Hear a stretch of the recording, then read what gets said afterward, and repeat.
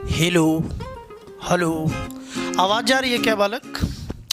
तो बालक हम लोग बेसिक मैथ्स पढ़ रहे थे और उसमें हम लोगों का 2 वीडियो पार्ट कंप्लीट हो चुका था।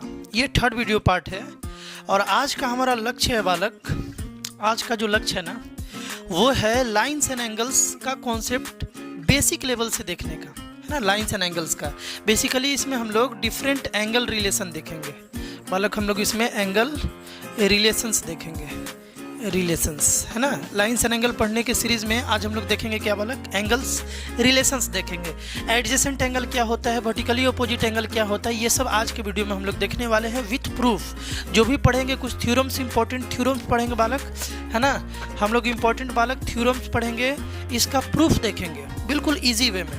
और बालक कुछ इंटरेस्टिंग क्वेश्चंस भी करेंगे जो हमारे कॉन्सेप्ट को और बालक क्लियर करेगा। तो मज़ा आने वाला है आज भी, है ना। स्टार्ट किया जाए बालक, स्टार्ट किया जाए। सबसे पहले व्हाट इज एडजेसेंट एंगल? ये एडजेसेंट एंगल क्या होता है ध्यान से हम लोग समझेंगे। एडजेसेंट एंगल क्या होता है इसको ध्यान से समझेंगे। उससे पहले एक बात देखा जाए बालक, पहले एंगल एक बनाते हैं, है ना। पहले एक एंगल बना लेते हैं। यहाँ पर देखो बालक, एक इस तरीके से सपोज रे है और एक रे बालक इस तरीके से है ना। और एक रे जो है, एक सेकेंड बालक, एक जो रे है ना वो यहाँ से ऐसे निकला है, ऐसे। हम क्या बोल रहे थे? हम ये बोल रहे थे ना कि ये वाला एंगल और ये वाला एंगल एडजेसेंट एंगल होगा। ये दोनों बालक एंगल जो है, 2 एंगल है यहाँ पर। इसको नेमिंग किया जाए, इसको नेम किया जाए ओ, ए, बी और सी। ध्यान से समझोगे, यहाँ पर 2 एंगल कौन कौन सा हम बोल रहे हैं? एक एंगल बोल रहे हैं बालक ए ओ बी, और एक देखो ए ओ बी, मतलब इस एंगल के बारे में बात हो रहा है। इस एंगल को एक और नाम से हम लोग बोल सकते थे बी ओ ए, है ना। और एक एंगल तुमको दिख रहा है बी ओ सी, मतलब इस एंगल के बारे में बोल रहे हैं बी ओ सी, एक बी ओ सी। ये दोनों एंगल जो है ना बालक, ये दोनों एंगल, ये दोनों आपस में एडजेसेंट है। ये दोनों एडजेसेंट है। क्यों एडजेसेंट है ये भी समझना है। एडजेसेंट होने के लिए बालक 3 कंडीशन है। पहला कंडीशन क्या है कि दे have the same vertex. Angle में हम लोग पढ़े थे बालक कि एंगल बनने के लिए 2 रे होना चाहिए और एक वर्टेक्स होना चाहिए। रे को बालक हम लोग आर्म्स बोलते थे, एंगल का आर्म, है ना। एंगल का आर्म मतलब इसमें देखो ओ ए, ओ बी और ओ सी आर्म है, और ये जो ओ है ना बालक ये वर्टेक्स है, ये वर्टेक्स है। तो एंगल बनने के लिए पहला कंडीशन जो है, first condition is they have the same vertex. दोनों एंगल देखो, दोनों एंगल का जो वर्टेक्स है वो सेम होगा तो बालक वो दोनों एंगल को एडजेसेंट बोलेंगे। लेकिन केवल वर्टेक्स सेम होने से एडजेसेंट नहीं होगा, और भी 2 कंडीशन है। ये तीनों कंडीशन अगर फुलफिल हो जाता है तो वो दोनों एंगल को बालक हम लोग एडजेसेंट बोल सकते हैं। पहला कंडीशन फुलफिल है। देखो यहाँ पर 2 एंगल है, एक ए ओ बी है और एक बी ओ सी है। ये दोनों का जो वर्टेक्स है वो बिल्कुल सेम है एंड डेट इज ओ। देखो इस एंगल बनने के लिए भी वर्टेक्स ओ ही है और बी ओ सी बनने के लिए भी वर्टेक्स ओ ही है, यानी कि first condition is fulfilled. First condition is fulfilled, they have the same vertex. दोनों के पास सेम वर्टेक्स होना चाहिए, ये कंडीशन फुलफिल्ड हो गया। सेकंड कंडीशन देखते हैं। सेकंड कंडीशन है दे हैव अ कॉमन आर्म। उसके पास जो आर्म है ना, एक आर्म कॉमन होना चाहिए। ये कंडीशन किस लिए है, इतना तो तुम ही से बात कर रहे हैं, पूरे फोकस में पढ़ोगे। ये कंडीशन किसके लिए है ये बात तो क्लियर है ना। देखो 2 angles are called adjacent angle if, 2 angle को हम लोग एडजेसेंट बोलेंगे अगर ये तीनों कंडीशन फुलफिल हो जाता है, जिसमें से एक कंडीशन हम लोग पढ़ लिए, that is they have the same vertex. Second condition is they have a common arm. वो दोनों एंगल के पास एक कॉमन आर्म होना चाहिए। अब यहाँ पर देखोगे ध्यान से, यहाँ पर बालक ध्यान से देखोगे 2 एंगल है, एक एंगल ए ओ बी और एक एंगल बी ओ सी। इन दोनों में एक आर्म बालक कॉमन है। कॉमन मतलब दोनों में होना चाहिए। देखो ओ बी को देखो, ओ बी जो है ना ये बी ओ सी एंगल में भी है और ए ओ बी एंगल में भी है। ये जो ओ बी है बालक, ओ बी जो है ये कॉमन आर्म हुआ बोथ एंगल के लिए, दोनों एंगल में है। एओबी में भी है, बीओसी में भी है ना। तो ये भी कंडीशन बालक फुलफिल्ड। सेकंड कंडीशन भी यहाँ पर मतलब इस फिगर में, ये जो फिगर बनाया गया है इसमें सेकंड कंडीशन भी बालक फुलफिल है कि दे हैव अ कॉमन आर्म, ये भी हो गया। तीसरा कंडीशन इंपॉर्टेंट है, ध्यान से देखोगे, their non common arm are on either side of the common arm. एकदम ध्यान से बारीकी से इसका मतलब समझ लोगे। कहने का मतलब ये है कि बालक जो उसका नॉन कॉमन आर्म है, ये दोनों एंगल में कौन सा आर्म है जो कॉमन नहीं है। ये दोनों एंगल में कौन सा आर्म है जो कॉमन नहीं है? तो देखो OA जो है ये कॉमन नहीं है, OC जो है ये कॉमन नहीं है। कॉमन मतलब जो दोनों एंगल में हो, तो OA तो केवल AOB में है, BOC में तो है ही नहीं। उसी तरीके से OC जो है केवल BOC में है, AOB में तो है ही नहीं। तो ये दोनों को हम लोग बोलेंगे नॉन कॉमन आर्म। किसको बोलेंगे? ध्यान से देखो, यहाँ पर OA जो है और बालक OC जो है ये नॉन कॉमन आर्म है, नॉन कॉमन आर्म है। बात क्लियर है? और बालक जो OB है ना, OB इसको हम लोग बोलेंगे इस कॉमन आर्म, ये कॉमन आर्म है। ये बात पहले समझना है तुमको, बारीकी से समझ जाओगे फिर कहीं मैथ्स में बालक प्रॉब्लम नहीं होगा। OA और OC जो है ये नॉन कॉमन आर्म है और OB यहाँ पर क्या है बालक? कॉमन आर्म है। बोला ये गया था कि जो इसका नॉन कॉमन आर्म होगा ना, नॉन कॉमन आर्म, ये और ये यानी OA और OC वो कॉमन आर्म के अल्ली पल्ली होगा। अल्ली पल्ली मतलब इधर साइड, मतलब एक इस साइड होगा तो दूसरा इस साइड होगा। ये बड़ा इंपॉर्टेंट बात है, अल्ली पल्ली।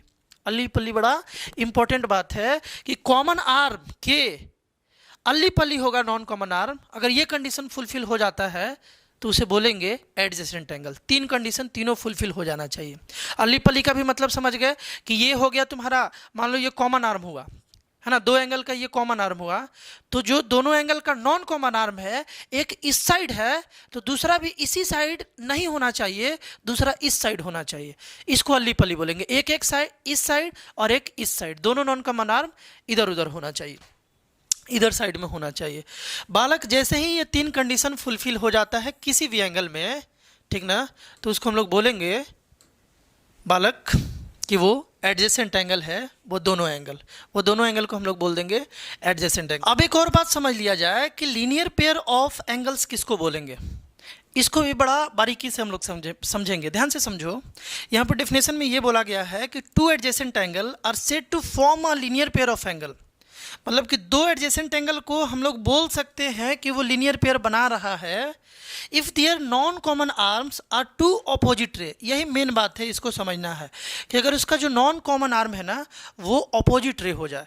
यहाँ पर ध्यान से समझना, एक फिगर तुम्हारी ले लाए हैं। यहाँ पर AOB C, सबसे पहले चेक किया जाए कि यहाँ पर कितना एंगल बन रहा है। दो एंगल बन रहा है, that is AOC and AOB। तुम एक बार चेक कर लो बालक कि ये दो जो एंगल है क्या ये एडजेसेंट एंगल है दोनों आपस में। एडजेसेंट होने के लिए तीन कंडीशन चेक कर लिया जाए। पहला कि ये दोनों एंगल का वर्टेक्स जो है ये सेम है ना, इस एंगल में भी O वर्टेक्स है और इस एंगल में भी O वर्टेक्स है। पहला कंडीशन फुलफिल। दूसरा कंडीशन क्या है कि इसके पास एक कॉमन आर्म होना चाहिए, है ना। कितना आर्म है यहाँ पर टोटल? देखो इस एंगल में दो आर्म है, OA और OC। इस एंगल में यानी BOC एंगल में दो रे है, OC और OB। तो एक रे जो है ना, एक आर्म जो है ये कॉमन है, OC जो है दोनों एंगल में कॉमन है। दूसरा कंडीशन भी फुलफिल्ड हो गया। And the third condition is, ध्यान से सुनना, थर्ड कंडीशन ये था कि जो इसका नॉन कॉमन आर्म है, नॉन कॉमन आर्म यहाँ कौन सा है बालक? OA और OB जो है, जो इसका नॉन कॉमन आर्म है वो इधर साइड होना चाहिए। इधर साइड कहने का मतलब क्या है कि कॉमन आर्म, देखो यहाँ कॉमन आर्म कि एक इधर है तो दूसरा इस साइड होना चाहिए, उल्टा साइड होना चाहिए। तो तीनों कंडीशन फुलफिल्ड है, तो हम लोग बोलेंगे बालक, कि ये दोनों एंगल एडजेसेंट है। अब बात यहाँ पर ये है डेफिनेशन में कि दो एडजेसेंट एंगल को हम लोग लीनियर पेयर कब बोलेंगे। मतलब एडजेसेंट तो है, आप चेक कर रहे हैं कि उससे लीनियर पेयर बोल सकते हैं कि नहीं बोल सकते हैं। तो दो एडजेसेंट एंगल को हम लोग लीनियर पेयर बोल देंगे अगर उसका जो नॉन कॉमन आर्म है ना वो दो अपोजिट रे हो जाए। वो क्या हो जाए बालक? दो अपोजिट रे हो जाए। दो अपोजिट रे कहने का मतलब क्या है? सबसे पहले तो देखो ये है उसका नॉन कॉमन आर्म, ये दोनों नॉन कॉमन आर्म है।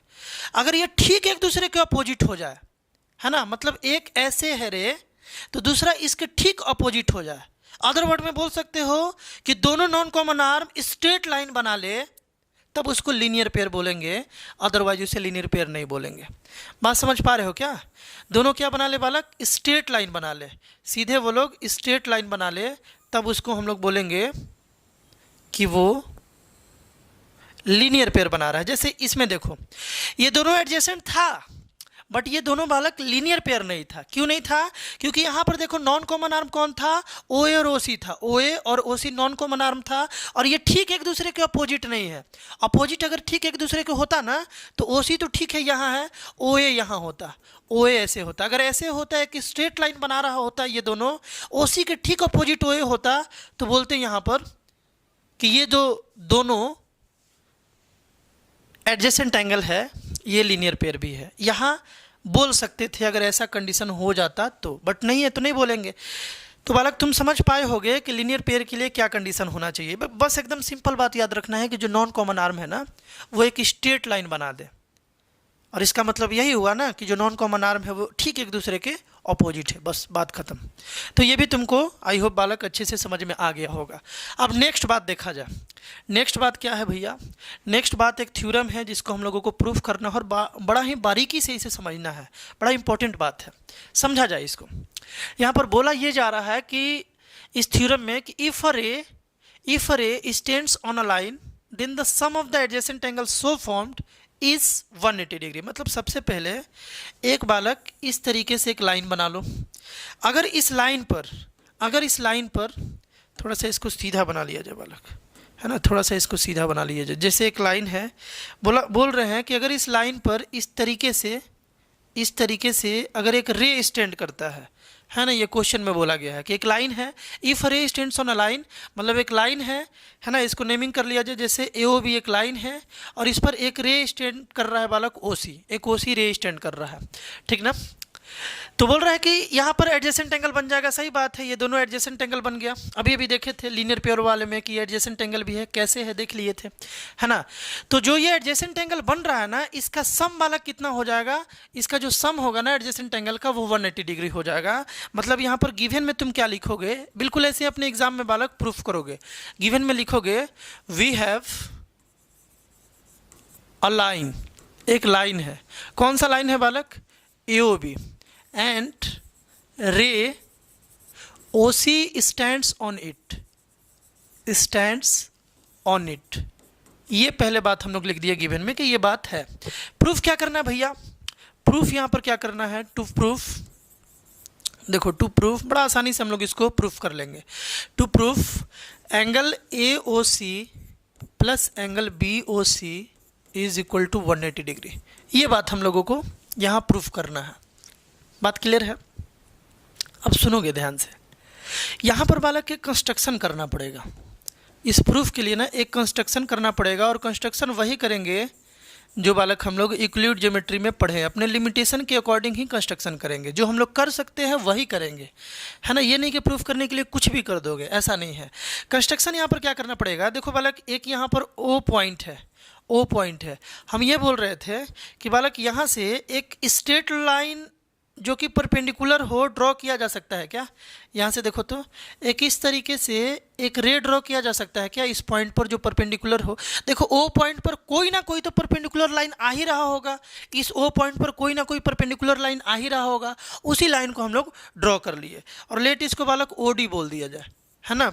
मतलब कि कंस्ट्रक्शन में हम लोग क्या किए, लिख लेंगे यहाँ ड्रॉ, हम लोग ड्रॉ किए, OD ड्रॉ किए, OD हम लोग ड्रॉ किए, OD जो कि परपेंडिकुलर है AOB पर। AOB लाइन पर क्या है? परपेंडिकुलर मतलब समझते हो 90 डिग्री है, एग्जैक्टली ये 90 डिग्री है। कोई दिक्कत? ये बात है। अब आते हैं बालक हम लोग प्रूफ में। इतना तो लिखोगे, जब एग्जामिनेशन में ये क्वेश्चन प्रूफ करने के लिए आ जाए तो इतना जरूर लिखोगे। अब आगे का बात देखा जाए, प्रूफ में हम लोग क्या लिखेंगे, है ना। प्रूफ हम लोग कैसे करेंगे, ध्यान से देखो। यहाँ पे बालक एक बात हम तुमसे पूछ रहे थे कि AOC प्लस BOC को 180 डिग्री हम लोगों को प्रूफ करना था। हम ये देख रहे थे कि AOC को, एंगल AOC को हम लोग ऐसे लिख सकते हैं क्या? देखो तो एंगल AOD प्लस, देखो AOD plus DOC, angle DOC, ये बात लिख सकते हैं क्या? बोलो। देखो इस पूरे एंगल को, मतलब AOC, ये क्या, ये एंगल प्लस ये एंगल के बराबर नहीं है। इस एंगल को, मतलब AOD को और DOC को, ये वाला वैल्यू और ये वाला वैल्यू दोनों को जोड़ दोगे तो ये कंप्लीट वैल्यू आ जाएगा, ये कंप्लीट वैल्यू आ जाएगा। बात समझ रहे हो ना? यही हम बात यहाँ लिख दी है कि AOC is equal to AOD plus DOC। इसको लेट कर लिया जाए इक्वेशन 1। दूसरा इक्वेशन, दूसरा इक्वेशन बनाते हैं। देखो दूसरा इक्वेशन ये है, अपने पास BOC प्रूफ में चाहिए। हम क्या बोल रहे हैं कि angle BOC is equal to, हम क्या लिख सकते हैं, BOC। हम ये बोल रहे थे कि BOD में से, एंगल BOD में से अगर हम माइनस कर ले एंगल DOC, इसको इक्वेशन 2 मान लेंगे। पहले देखो यहाँ ध्यान से देखो, BOD मतलब कि इस पूरे एंगल में से, देखो इस पूरे एंगल में से अगर इस एंगल को माइनस कर ले, हटा ले, इस पूरे एंगल में से, देखो इस पूरे एंगल में से बस इतना वाला पार्ट हटा ले, तो क्या ये वाला एंगल ना आ जाएगा, ये वाला एंगल आ जाएगा ना बालक। वही लिखे हैं कि BOC का वैल्यू BOD में से, मतलब पूरे एंगल में से DOC को माइनस कर लिया जाए। ये इक्वेशन 2 है, समझ में आया। अब एक बात बताओ, यहाँ पर ध्यान से, पहले इसको हटा लिया जाए।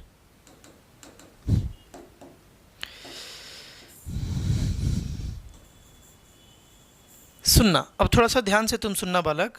अगर हम दोनों इक्वेशन को यहाँ ऐड करते हैं, दोनों इक्वेशन को अगर ऐड करते हैं, क्यों ऐड करते हैं ये भी बता रहे हैं। एडिंग इक्वेशन 1 एंड 2, दोनों इक्वेशन को अगर ऐड करें, क्यों ऐड करें, क्योंकि देखो AOC और BOC का सम 180 प्रूफ करना है। ये दोनों इक्वेशन में LHS AOC और BOC ही है। अगर दोनों इक्वेशन को ऐड कर ले, तो इक्वेशन को ऐड करने का मतलब होता है कि LHS से ऐड होता है और RHS से ऐड होता है। तो जैसे ही ऐड करोगे तो जो प्रूफ में LHS है वो आते हुए दिख रहा है, इसीलिए हम ऐड कर दिए। ऐड करेंगे तो क्या हो जाएगा, देखो AOC प्लस BOC, LHS के साथ जुड़ गया, और जैसे ही ये जुड़ा, जैसे ही ये बालक जुड़ा, हम लोगों का ये वाला बात आ गया, जो प्रूफ में था AOC प्लस BOC बालक, वो वाला बात आ गया, और इज इक्वल टू RHS के साथ जुड़ेगा, AOD प्लस DOC और प्लस BOD और माइनस DOC, ये बात हो गया। RHS के साथ दोनों इक्वेशन का जुड़ जाएगा। यहाँ नोटिस करो DOC और DOC बालक कट गया, तो क्या आ गया बालक, AOC plus angle BOC is equal to angle AOD और प्लस एंगल BOD, मतलब इसका जो वैल्यू है ना आ गया AOD प्लस BOD। और AOD कितना है बोलो, देखो अगर ये लाइन परपेंडिकुलर है, देखो अगर ये लाइन परपेंडिकुलर है, कंस्ट्रक्शन में हम लोग किए थे, OD क्या था, परपेंडिकुलर है। अगर ये परपेंडिकुलर है बालक, तो इसका वैल्यू बालक 90 डिग्री हो जाएगा और इसका भी वैल्यू 90 डिग्री हो जाएगा। परपेंडिकुलर लाइन का मतलब यही होता है कि उसे 90 बना देता है। यहाँ 90 और यहाँ 90, यानी कि AOD का वैल्यू बालक 90 और प्लस 90, यानी कि कितना आ गया, 180 डिग्री। मतलब कि AOC प्लस BOC जो है वो कितना आ गया बालक, 180 डिग्री। तो आज के बाद कभी भी एक लाइन पर अगर एक रे स्टैंड करे, तो जो दो एंगल बनेगा, दोनों का सम जो है वो हमेशा 180 डिग्री होगा। और ये दोनों बालक एंगल जो था, ये तो हम कंस्ट्रक्शन किए थे ना, एंगल तो अपना ये और ये था। ये दोनों एंगल लीनियर पेयर भी है, क्योंकि इसका अपोजिट जो नॉन कॉमन आर्म है ना बालक, वो एक दूसरे के अपोजिट है। तो हम लोग बोल सकते हैं कि लीनियर पेयर का जो बालक सम होता है हमेशा 180 डिग्री होता है। लीनियर पेयर का बालक जो सम होगा ना, वो हमेशा कितना होगा, 180 डिग्री होगा। कोई दिक्कत, बात समझ में आ रहा है। तो ये बात एकदम प्रूफ भी ध्यान में होना चाहिए, ये कॉन्सेप्ट भी एकदम याद होना चाहिए। ये भी ध्यान रखना है कि यहाँ पर एक ही पॉइंट पर ये सब घटना हो रहा है ना, जितना भी एंगल बन रहा है एक ही पॉइंट पर बन रहा है। बात क्लियर है ना। एक और यहाँ पर नोटिस कर लो बात, ध्यान से सुनो। यहीं से अगले वाले क्वेश्चंस में हम लोग, मतलब अगला क्वेश्चन हम लोग ऐसा ही करने वाले हैं। एक लाइन है स्ट्रेट, है ना, इस पर मान लो एक रे नहीं 2-3 रे ऐसे बना दे, ऐसे बना दे। तो यहाँ पर बालक जितना भी एंगल बन रहा है ना, जितना भी एंगल बन रहा है ना, सबका सम अगर करोगे ना तो हमेशा 180 डिग्री आएगा। एक स्ट्रेट लाइन पर, एक स्ट्रेट लाइन पर सेम वर्टेक्स पर, एक स्ट्रेट लाइन पर सेम वर्टेक्स पर जितना भी एंगल तुम बना लो एक ही साइड, उन सबका जो सम आता है बालक हमेशा वो 180 डिग्री आता है। जैसे हम लोग अभी जो प्रूफ किए उसमें बस 2 एंगल बन रहा था, तो ये दोनों का सम कितना था, 180 था। इसी को लीनियर पेयर बोलते हैं, इसका सम 180। अगर इसमें तुम और एंगल बना दो तो उसका भी सम बालक कितना हो जाएगा, 180 हो जाएगा। इसको भी प्रूफ कर लिया जाए। ये कैसे बात है, ये तो समझ गए ना। ये वाला बात तो तुम बालक समझ गए अच्छे से, लीनियर पेयर का कॉन्सेप्ट। ये जो थ्योरम्स ऊपर में लिखा हुआ था, if a ray stand on a line then the sum of the adjacent angle so formed is 180 degree, ये तुम समझ गए होगे। अब ये वाला क्वेश्चन समझ लिया जाए, जो अभी हम बता रहे थे कि एक स्ट्रेट लाइन है, एक पॉइंट है, इसके ऊपर बहुत सारा रे है, मतलब 3 रे है यहाँ पर।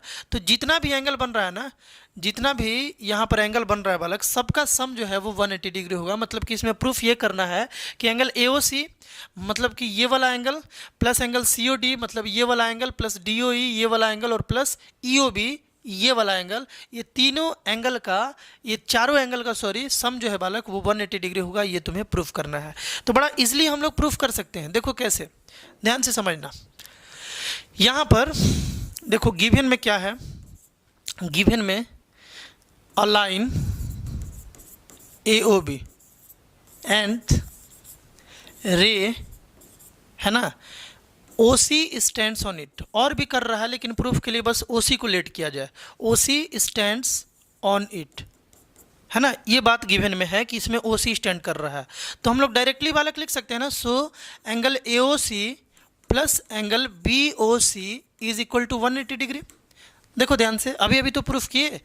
OC अगर इस पर स्टैंड कर रहा है कि स्ट्रेट लाइन पर, तो इस OC के चलते जो दो एंगल बन रहा है, एक कौन सा एंगल AOC और एक एंगल BOC, मतलब ये बड़ा एंगल BOC, ये पूरा एंगल, इसका सम कितना हो जाएगा बालक, इसका सम कितना हो जाएगा 180 डिग्री हो जाएगा। ये बात तुम फिल कर पा रहे हो क्या? यहाँ पर ब्रैकेट में तुम रीजन डाल दोगे, हमेशा ब्रैकेट में रीजन लीनियर पेयर लिख दोगे, लीनियर पेयर, क्योंकि हम लोग जानते हैं कि लीनियर पेयर जो है ना, लीनियर पेयर जो एंगल्स है उसका सम 180 डिग्री होता है। हम लोग ऑलरेडी थ्योरम्स में प्रूफ कर चुके हैं, तो इसका अब यूज किया जा सकता है। अब एक बात बता दो कि AOC तो ठीक है, BOC को अगर हम लोग ऐसे लिख दें COD plus DOE plus EOB, तो क्या दिक्कत है? बोलो, लिख सकते हैं कि नहीं लिख सकते हैं? BOC को देखो, BOC जो एंगल है, ध्यान से देखो, BOC जो एंगल है, ये पूरा एंगल जो है, ये COD मतलब ये एंगल प्लस ये एंगल DOE और प्लस ये एंगल EOB के बराबर है। तो BOC के जगह पर ये 3 एंगल लिख दे तो कोई दिक्कत है क्या? ये तीनों को ऐड करेंगे तो BOC ही तो आएगा। फिगर में देखो ध्यान से, ये तीनों को ऐड करोगे तो BOC आएगा। डेट्स वाई बालक, जो प्रूफ करना था हम लोग यहाँ पर प्रूफ कर दिए। ये प्रूफ तो इंपॉर्टेंट है ही, साथ साथ ये भी बात याद रखना है। देखो इसको हम कंक्लूड कर देते हैं, ध्यान से सुनो। किसको क्या बोलोगे? एक स्ट्रेट लाइन है, यहाँ पर अगर एक रे आ जाए है ना, तो यहाँ पर 2 ही एंगल बन रहा है। सबसे पहले ये नोटिस करो, एक स्ट्रेट लाइन पर बन रहा है, और ये लीनियर पेयर क्यों है? क्योंकि इसका जो नॉन कॉमन आर्म है ना दोनों एंगल का, वो एक स्ट्रेट लाइन बना रहा है। जो नॉन कॉमन आर्म है बालक, वो स्ट्रेट लाइन बना रहा है, एक दूसरे के अपोजिट है। तो लीनियर पेयर का सम हम लोग प्रूफ कर दिए, दोनों एंगल का सम हमेशा 180 डिग्री होगा। एक तो ये कॉन्सेप्ट है। दूसरा कॉन्सेप्ट ये है कि अगर स्ट्रेट लाइन पर सेम पॉइंट पर और भी रे आ जाए, तो भी जितना एंगल यहाँ पर बनेगा, सबका सम जो होगा वो हमेशा 180 डिग्री होगा, है ना। एक स्ट्रेट लाइन कि एक साइड सेम पॉइंट पर जितना भी एंगल बने, सबका सम 180 डिग्री होगा। ऐसा सीन आ जाए तो ब्रैकेट में क्या लिखोगे? Angle made on a straight line, sum of all angles made on a straight line at the same point is always 180 degree. लेकिन अगर केवल यही बात आए, केवल यही बात आए, तो यहाँ लिखोगे linear pair sum is 180 degree. यहाँ लिखोगे लीनियर पेयर, लेकिन ऐसा आ जाए तो angle made on a straight line, है ना, at the same point having sum is equal to 180 degree. ये दोनों तुम अच्छे से बालक समझ गए होगे। अब क्वेश्चन थोड़ा कर लिया जाए, आसान आसान कुछ क्वेश्चन है बालक। यहाँ पर x का वैल्यू बताना है। हम लोग जानते हैं कि देखो एक स्ट्रेट लाइन है, यहाँ पर 2 रे आ रहा है। एक स्ट्रेट लाइन पर सेम पॉइंट पर, देखो एक स्ट्रेट लाइन पर सेम पॉइंट पर जितना भी एंगल बन जाए, 1 बन जाए, 2 बन जाए, 3 बन जाए, 4 बन जाए, 5 बन जाए, 10,000 कितना भी बन जाए, सबका सम हमेशा 180 डिग्री होगा। यानी कि x plus 65 plus 2x minus 20 is equal to बालक 180 डिग्री। और ब्रैकेट में रीजन डालोगे, सिंस सम ऑफ एंगल, यही मेन है, रीजन डालना सीखो। Sum of all angles made on a straight line, made on a straight line.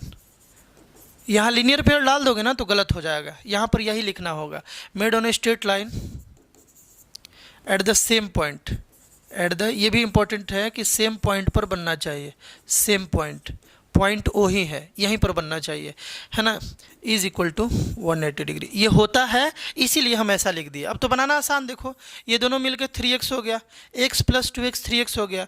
65 में से बालक 20 को माइनस कर लो, कितना आ जाएगा? 45 आ जाएगा, plus 45 degree is equal to 180 degree. इस 45 को इधर ले जाओगे तो 3x इज इक्वल टू ये इस साइड जाके माइनस हो जाएगा। 180 से 180 से बालक 45 माइनस करोगे तो 135 आ जाएगा। एक्स का वैल्यू कितना आ जाएगा 135/3। 3 से इसको कैंसिल कर लो बालक 4 बार में और एक 5 बार में, यानी कि एक्स का वैल्यू जो है वो 45 डिग्री आ गया। और एक्स का वैल्यू तुमको फाइंड करना था, एक्स का वैल्यू निकालना था बालक। कोई दिक्कत? एक्स का वैल्यू निकालना था जो कि 45 डिग्री आ गया। इसी टाइप से कुछ आसान आसान क्वेश्चंस यहाँ पर आता है बालक। अब देखा जाए, एक सेकेंड बालक, कौन कौन सा क्वेश्चंस। चलो हम लोग 2 क्वेश्चन कर लिए। अब ये समझ लिया जाए वर्टिकली अपोजिट एंगल किसको बोलते हैं। पहले इसको समझ लिया जाए किसको बोलते हैं, फिर इसका प्रूफ देख लिया जाएगा। देखो इस तरीके से अगर 2 लाइन एक दूसरे को इंटरसेक्ट करें, 2 लाइन में एक अगर कॉमन पॉइंट हो जाए तो इंटरसेक्टिंग लाइन बोलेंगे, ठीक ना। तो यार यहाँ पर देखो, ध्यान से सुनना, एक ए है, बी है, सी है और डी है। यहाँ पर देखो कि इसको तो पहले वर्टेक्स बोलेंगे। इस वर्टेक्स के ठीक अपोजिट वाला एंगल, जैसे एक इधर वाला, इसका ठीक अपोजिट क्या होगा, ये वाला, इसको ओ मान लो बोलते हैं, है ना। इस पॉइंट को हम लोग बालक ओ बोलते हैं, है ना। कहाँ बोले इसको, यहीं पर बोल देते हैं। तो ध्यान से सुनो, इस वर्टेक्स के ठीक अपोजिट एंगल पेयर जो है ना, अपोजिट एंगल पेयर बालक, इसी को वर्टिकली अपोजिट एंगल बोला जाता है। यानी कि इस फिगर में जो तुमको फिगर दिख रहा है, DOA और AOC जो एंगल है, AOC, ये बालक वर्टिकली अपोजिट एंगल है। शॉर्ट में VOA बोलेंगे, VOA वर्टिकली अपोजिट एंगल है।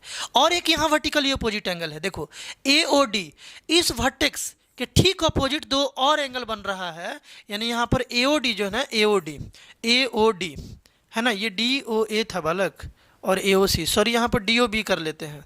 यहाँ पर देखो ये जो है ना, ये DOB था, DOB। फिर से एक बार देख लो, कंफ्यूज हो सकते हो। DOB जो है ना, DOB ये AOC का वर्टिकली अपोजिट एंगल है, क्योंकि ये एंगल इसके ठीक अपोजिट है, वर्टेक्स के ठीक अपोजिट है, इसीलिए वर्टिकली अपोजिट एंगल। और यहाँ पर AOD जो है, AOD ये वाला एंगल इस एंगल के ठीक वर्टिकली अपोजिट है, वर्टेक्स के ठीक अपोजिट है।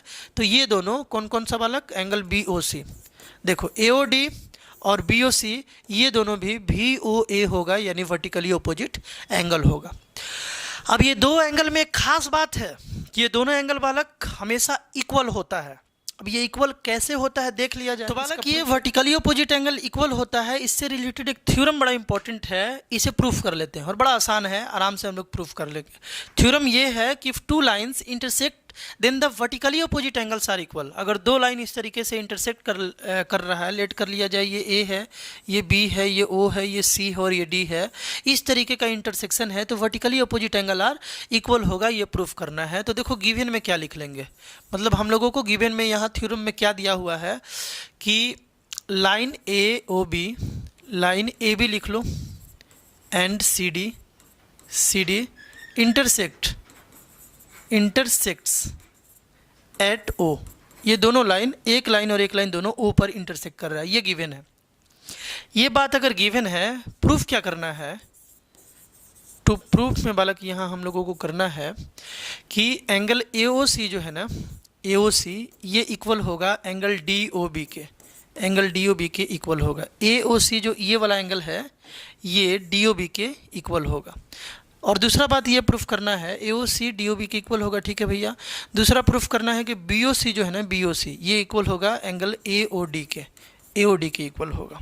ठीक है, कर लेंगे प्रूफ, क्या जाता है, आसान बात है, इसे प्रूफ कर लिया जाएगा। अब सुनो, प्रूफ में चलते हैं। प्रूफ में बालक हम लोग चलते हैं, प्रूफ। देखो हम लोग बालक प्रूफ में यहाँ चलते हैं।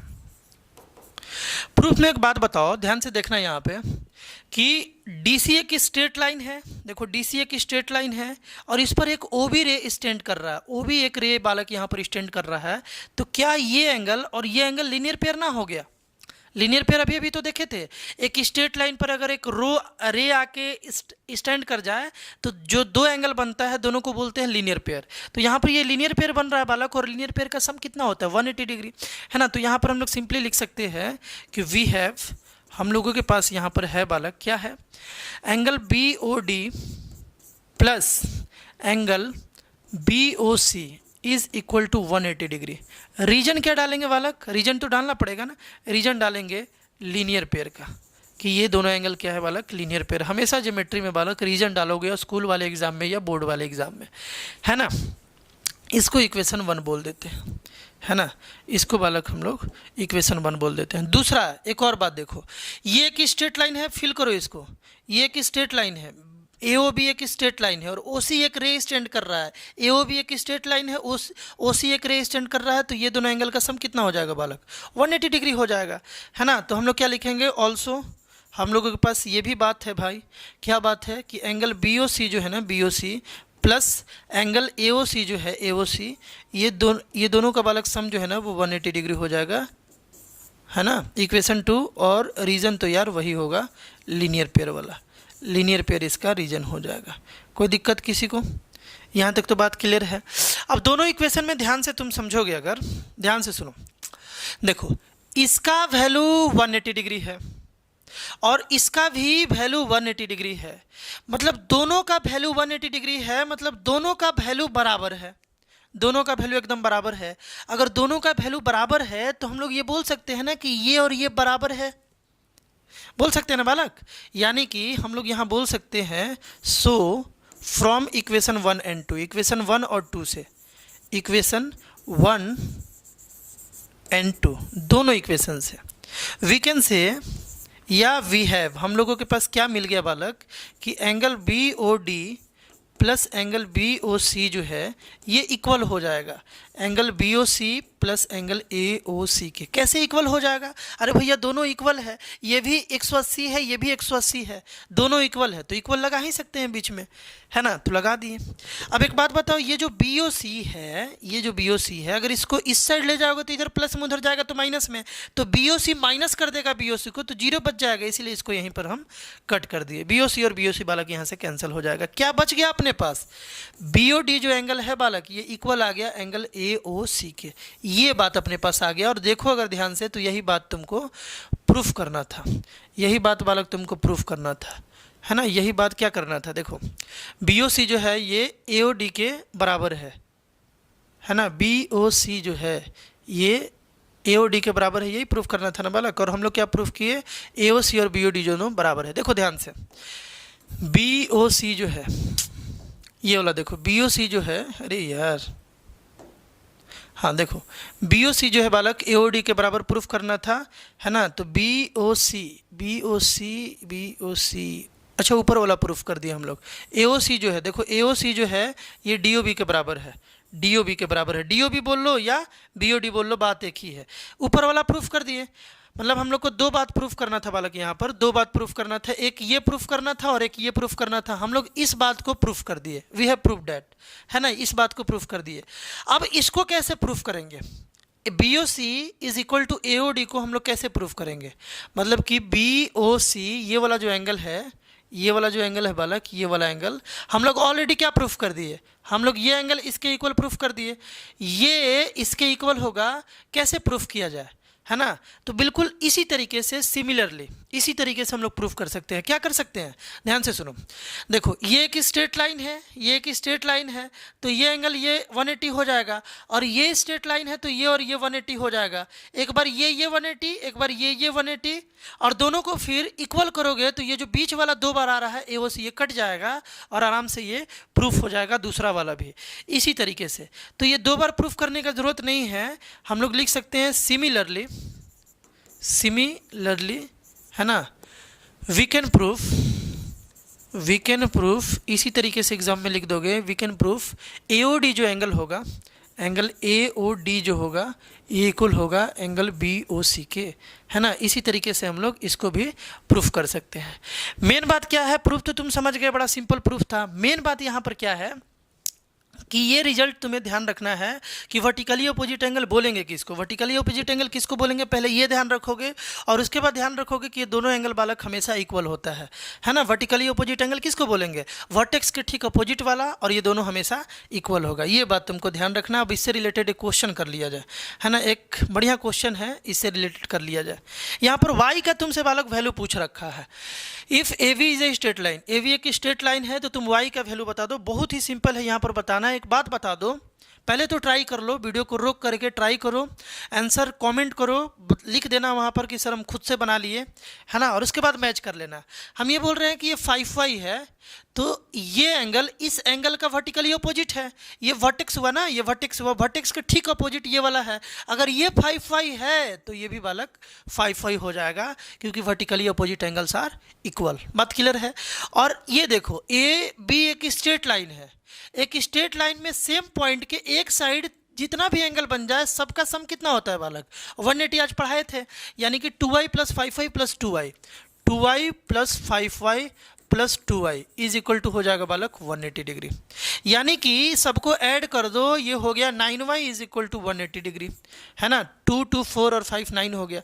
y का वैल्यू बालक 180 बाई, y का वैल्यू जो है ना वो 180 बाई 9 आ गया। ये 9 इधर मल्टीप्लाई में इधर गया तो डिवाइड में, 9 से ये कटेगा 2 बार में, यानी कि y का वैल्यू जो है वो 20 आ गया। y का वैल्यू बालक 20, कैंसिल कराओगे तो 20 आ जाएगा। समझ गए ना। तो वर्टिकली अपोजिट के एप्लीकेशन से ये वाला हम लोग बना सकते थे। इस क्वेश्चन में बालक तुमको क्या बताना था, ये भी एक क्वेश्चन ही था, है ना। इसमें x y और z का वैल्यू क्या होगा ये बताना था। तो बड़ा सिंपल है, देखो y का वैल्यू बालक 125 हो गया। कैसे? क्योंकि देखो ये वर्टेक्स है, तो इस एंगल के ठीक वर्टिकली अपोजिट ये वाला एंगल है, तो ये जितना है उतना ही ये होगा, इसीलिए y 125 हो गया। आसान है। अब एक बात बता दो, यहाँ पर x प्लस 125 का वैल्यू 180 हम लोग लिख सकते हैं क्या? लीनियर पेयर बालक, बिल्कुल। देखो ये एक स्ट्रेट लाइन है, ये एक स्ट्रेट लाइन है, तो ये वाला एंगल और ये वाला एंगल, ये दोनों का सम कितना हो जाएगा? ये दोनों का सम 180 degree, because of linear pair. यहाँ ब्रैकेट में डाल दोगे लीनियर पेयर, लीनियर पेयर डाल दोगे, है ना। अब यहाँ पर बताओ x का वैल्यू कितना आ जाएगा, इसको इधर लेकर के चला जाए, 180 डिग्री माइनस 125, यानी कि 10 से 5 गया बालक 5, है ना, 10 से 5 गया 5, और यहाँ पर 7 से 2 गया बालक 5, यानी कि 55 आ गया, x का वैल्यू 55। अब एक और बात बता दो, तुम z बता सकते हो क्या? बिल्कुल बता सकते हो, है ना, बिल्कुल बता सकते हो। देखो ये आ गया 55, ये वर्टेक्स है, तो ठीक वर्टेक्स के ऑपोजिट वाले एंगल को क्या बोलेंगे? वर्टिकली ऑपोजिट एंगल, है ना। तो ये 55 है वाला, x 55 है, तो x के ठीक इक्वल ये z जो है ये ठीक इक्वल हो जाएगा, क्योंकि x is equal to x is equal to यहाँ पर z, क्यू VOA, ये दोनों क्या है? वर्टिकली ऑपोजिट एंगल है। So z is equal to also 55 degree, z भी 55 डिग्री हो जाएगा। तो इस क्वेश्चन में बालक y का वैल्यू 125 आ गया, x का वैल्यू 55 आ गया और z का वैल्यू 55 आ गया। तो बिल्कुल इसी तरीके से बालक हम लोग क्वेश्चन से डील करते हैं इस चैप्टर में। क्वेश्चंस बनाओगे, देखोगे कहाँ क्वेश्चन तुम्हें दिक्कत कर रहा है, और उस क्वेश्चन को बालक कमेंट करोगे, है ना, इससे रिलेटेड। बट इंपॉर्टेंट बात ये है कि ये एक एक बात तुमको मालूम होना चाहिए कि एडजेसेंट एंगल किसको बोलते हैं, लीनियर पेयर किसको बोलते हैं, है ना। उसके बाद बालक लीनियर पेयर तो समझ गए, एडजेसेंट एंगल भी समझ गए, कॉमन आर्म समझ गए, नॉन कॉमन आर्म समझ गए, वर्टेक्स किसको बोलते हैं ये भी समझ गए, प्रूफ समझ गए कि लीनियर पेयर का सम 180 डिग्री कैसे होता है ना। उसके बाद ये भी बात समझ गए कि स्ट्रेट लाइन पर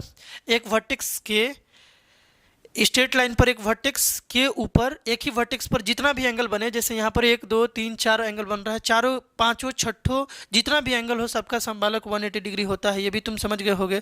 उसके बाद ये क्वेश्चन बड़ा बेसिक था, ये भी समझ गए होगे, है ना। वर्टिकली अपोजिट एंगल किसको बोलते हैं ये भी समझ गए होगे, और वर्टिकली अपोजिट एंगल और इक्वल कैसे होता है इसका प्रूफ भी समझ गए होगे। उसके बाद बात है बालक ये क्वेश्चन और ये क्वेश्चन, है ना, सारा तुम इजली बालक हमको ऐसा लगता है समझ गए होगे, है ना। कमेंट करोगे, फिर भी अगर कहीं ना समझ में आया होगा तो तुमको बताया जाएगा अगले वीडियो पार्ट में। अगले वीडियो पार्ट में बालक बड़ा स्पेशल सीरीज होगा जिसमें हम लोग पैरेलल लाइन का सारा रिजल्ट देखेंगे, है ना, कि दो पैरेलल लाइन पर किस तरीके से ट्रांसवर्सल कट कर सकता है, कितना टाइप से ट्रांसवर्सल कट कर सकता है और कितना टाइप का एंगल बन सकता है, और उन एंगल्स के बीच में क्या रिलेशन होगा। बड़ा ही इंपॉर्टेंट है ज्योमेट्री पॉइंट ऑफ व्यू से, क्योंकि हर जगह उसका यूज और जरूरत आता है। तुम सर्कल पढ़ो, ट्रायंगल पढ़ो, या तुम क्वाड्रिलेटरल पैरेललोग्राम कुछ भी पढ़ो। तो बालक मिलते हैं हम लोग नेक्स्ट वीडियो में। बाय।